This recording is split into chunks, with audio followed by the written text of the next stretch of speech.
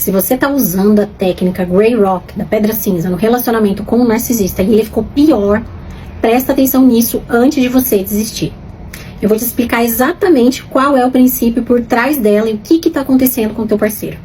Mas antes de eu te explicar, já curte e salve esse vídeo, porque isso aqui vai evitar que você volte para o ciclo de abuso psicológico.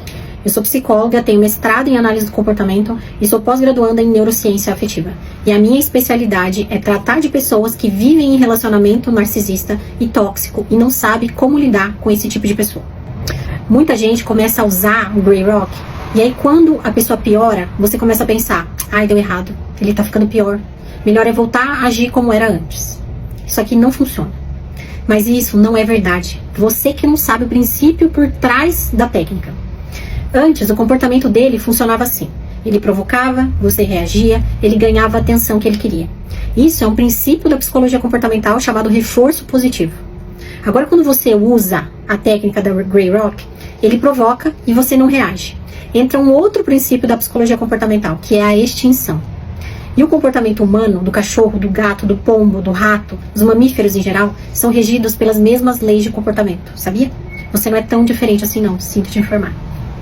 Quando um comportamento entra em extinção porque você parou de reforçá-lo, ele não desaparece imediatamente, ele aumenta primeiro. Isso se chama Extinction Burst, ou explosão da extinção. Eu vou te dar alguns exemplos. Uma porta que não abre. Você gira a maçaneta, a porta não abre. Daí você tenta de novo, mais forte, você empurra, você puxa, você troca a chave, etc. Você não desiste na primeira vez. Antes de desistir, você insiste mais, não é? Agora vamos para um exemplo clássico, uma criança no supermercado. A criança pede o doce, a mãe diz não, ela pede de novo, depois ela chora, grita, depois se joga no chão. O comportamento aumenta porque já funcionou antes. Agora vamos para o teu relacionamento amoroso. Você brigou com o namorado e ele está te ignorando. O que muitos dependentes emocionais fazem? Manda uma mensagem, manda 2, manda 10, manda e-mail, liga, vai na casa da pessoa. E por quê? Porque você tem uma história de reforço e ele está te dando extinção. E antes de você desistir, acontece o quê? Aumenta a explosão da extinção. E quanto mais forte for essa história de reforço, mais resistente é o comportamento. Então eu preciso que você guarde 2 leis do comportamento. 1. Todo comportamento reforçado positivamente aumenta. 2. O comportamento em que a extinção é aplicada vai aumentar antes de diminuir.